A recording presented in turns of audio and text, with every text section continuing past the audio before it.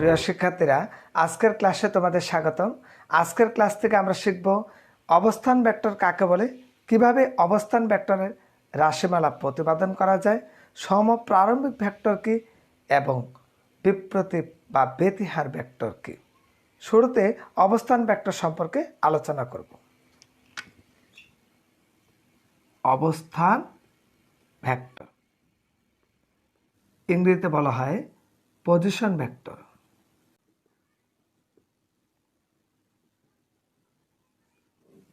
অবস্থান ভেক্টর কাকে বলে? প্রসঙ্গ কাঠামোর মূলবিন্দুর সাপেক্ষে কোনো বিন্দুর অবস্থান নির্ণয় করার জন্য যে ভেক্টর নির্দেশ করা হয় তাকে অবস্থান ভেক্টর বলে।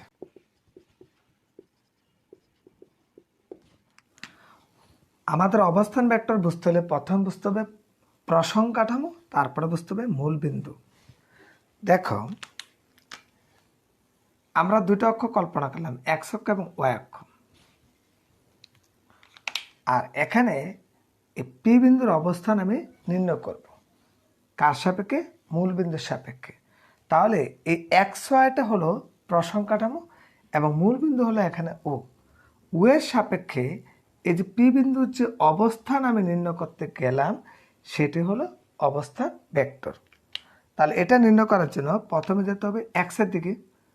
ধরো 1 ঘর 2 ঘর 3 ঘর 4 ঘর 5 ঘর আমি গেলাম। যেহেতু এটা এক্স অক্ষ তাহলে আমি বলবো 5i, এবং যেহেতু ওয়াইয়ের দিকে আমি যাব 1 ঘর 2 ঘর 3 ঘর 4 ঘর 5 ঘর 6 ঘর, তাহলে এই 6 ঘরটা হলো 6j। যেহেতু এটা ওয়াই অক্ষ বরাবর, তাহলে অবস্থান ভেক্টরটা তৈরি হবে r vector equal to 5i plus 6j। আমি অন্যভাবে এটাকে লিখতে পারি r vector equal to xi plus yj। এই অবস্থান ভেক্টরটা আমি লিখলাম সেটা কিন্তু কার্তেশীয় স্থানাঙ্ক ব্যবস্থায়, কারণ এক্স এর মাধ্যমে এবং ওয়াই এর মাধ্যমে পি বিন্দুর অবস্থান নির্ণয় করতে হবে। আর এটা হলো দ্বিমাত্রিক অক্ষ, আর দ্বিমাত্রিক অক্ষটাই হলো প্রসঙ্গ কাঠামো। এখন দেখো, ত্রিমাত্রিক স্থানাঙ্ক ব্যবস্থায় আমি অবস্থান ভেক্টর কিভাবে নির্ণয় করতে পারি। একটি ঘনক আঁকতে হবে।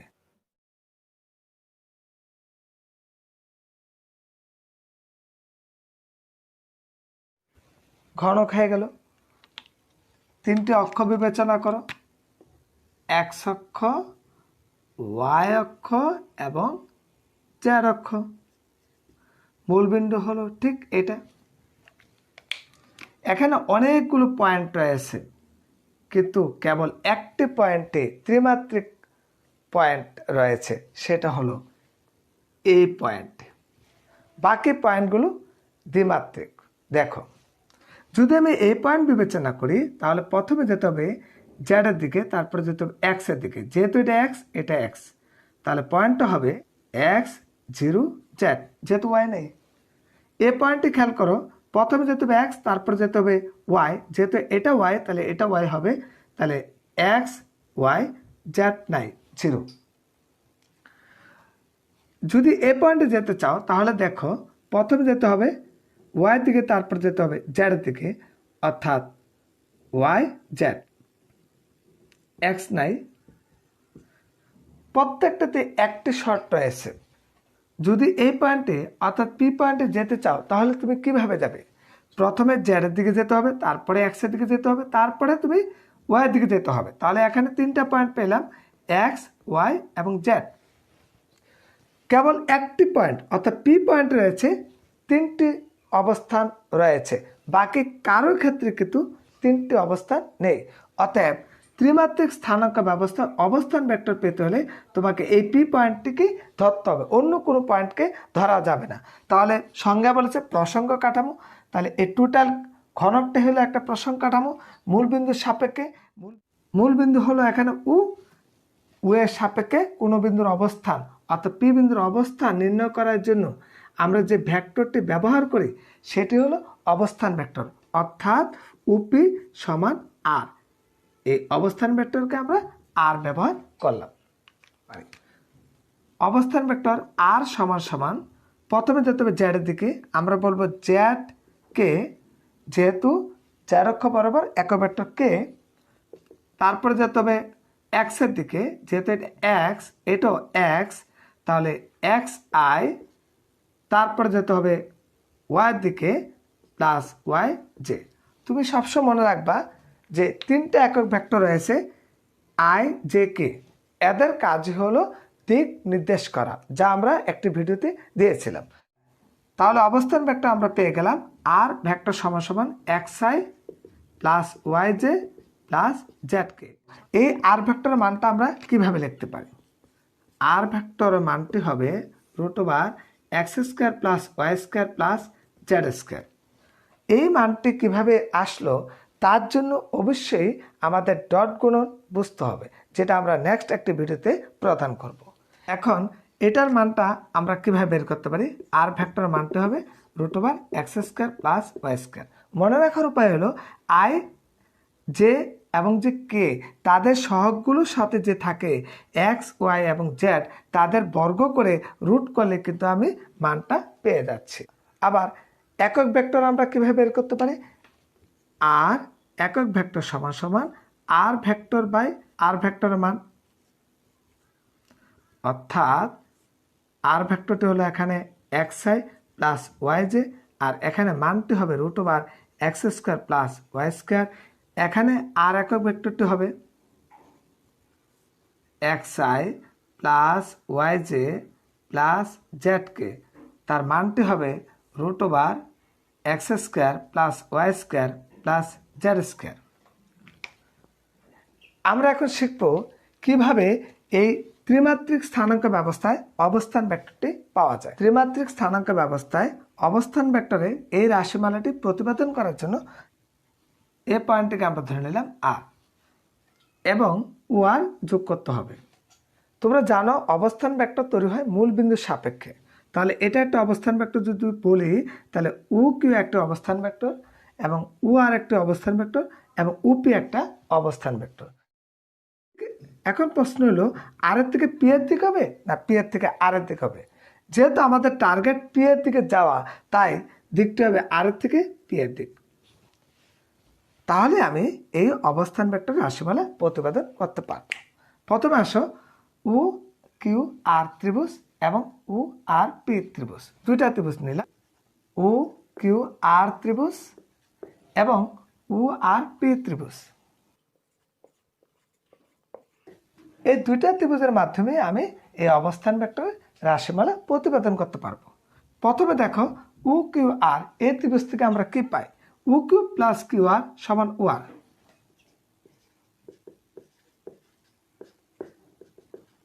এটা কিভাবে আসলো? ভেক্টর যুগের ত্রিভুজ সূত্র অনুসারে।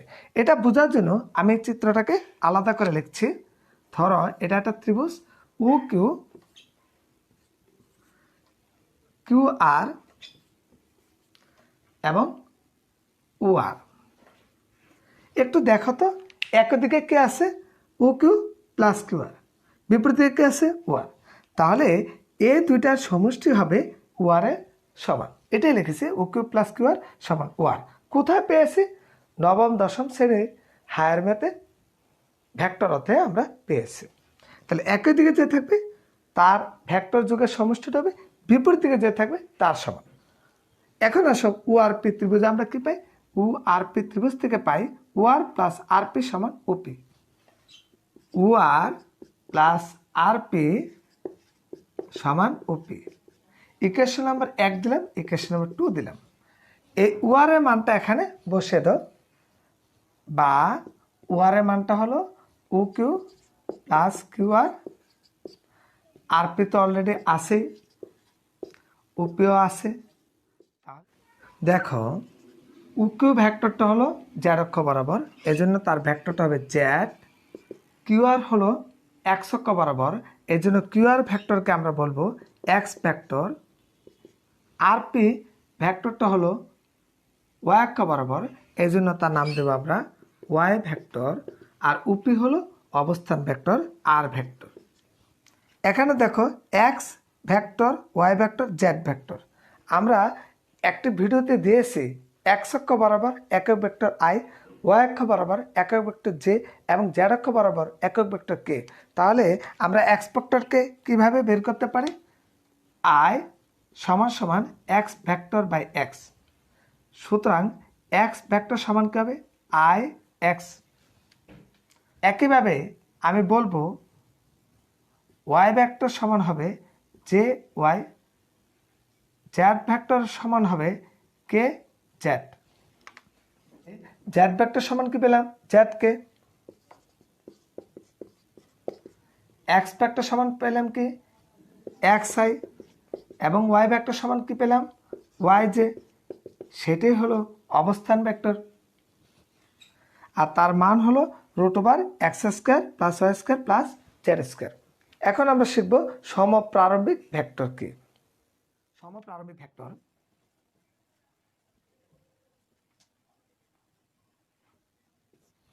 সংজ্ঞাটি হলো একই পাদবিন্দু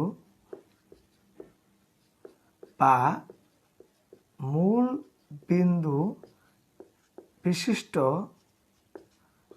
ভেক্টর সমূহকে সমপ্রারম্ভিক ভেক্টর বলে।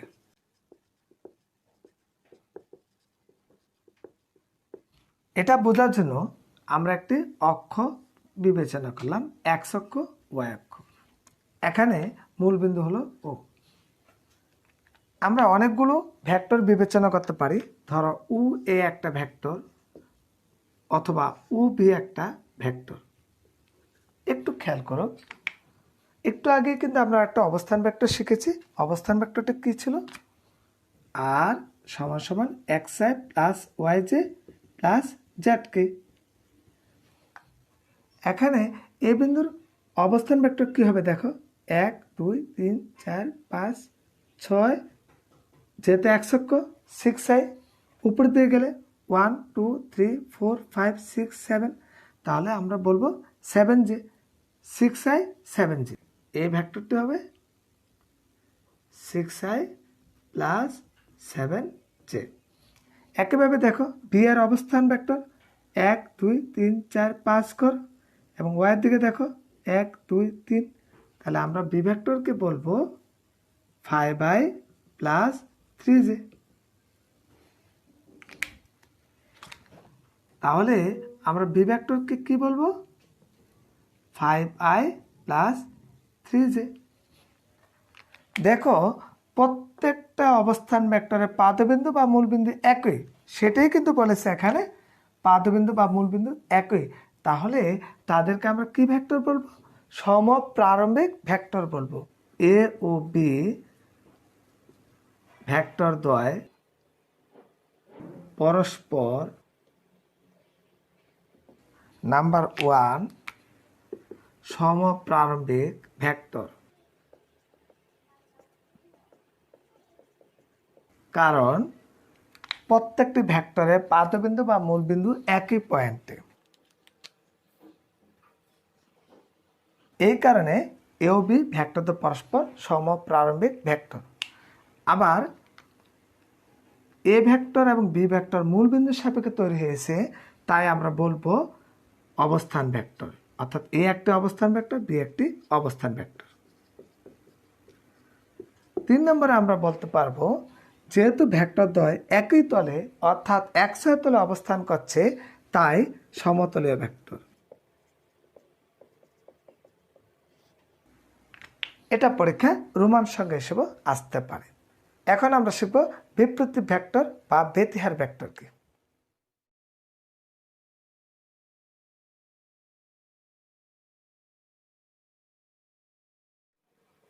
ইংরেজিতে বলা হয় রেসিপ্রোক্যাল ভেক্টর। এটা সংজ্ঞা দেওয়ার জন্য 3টা বিষয় খেয়াল রাখতে হবে। সমজাতীয়, নাম্বার 2 দিক একই,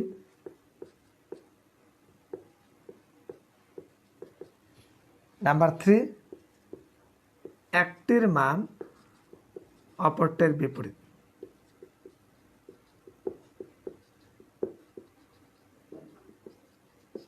এই তিনটা বৈশিষ্ট্যের মাধ্যমে আমি বিপ্রতীপ বা ব্যতিহার ভেক্টরের সংজ্ঞা দিতে পারি।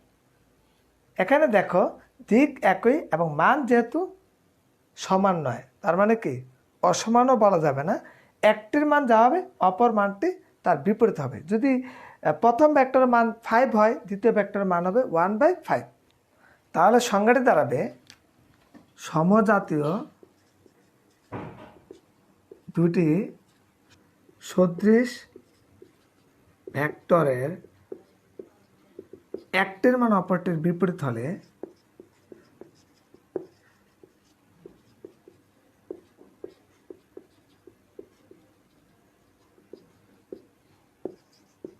তাকে বিপ্রতীপ ভেক্টর বলে।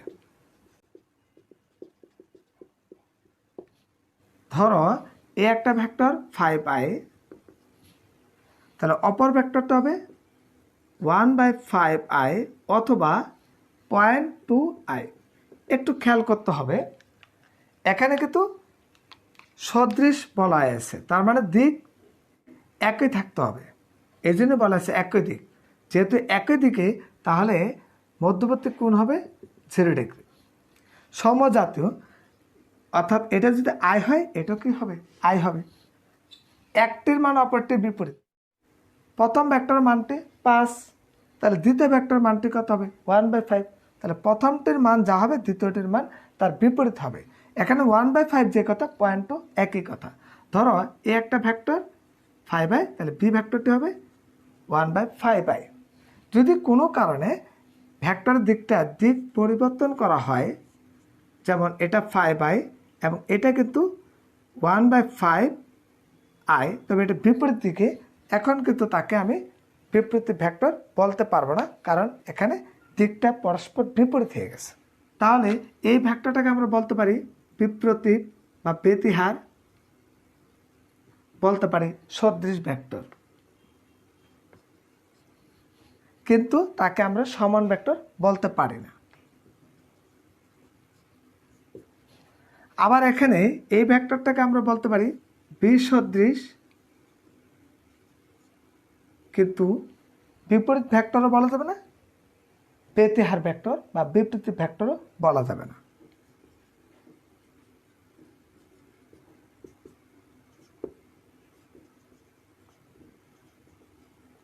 আমরা আরেকটা উদাহরণ দিচ্ছি। ধরো এটা হলো 5i ভেক্টর, এটা হলো 4i ভেক্টর। দেখো তো এই দুইটা ভেক্টর কি বিপরীত বা ব্যতিহার ভেক্টর হবে?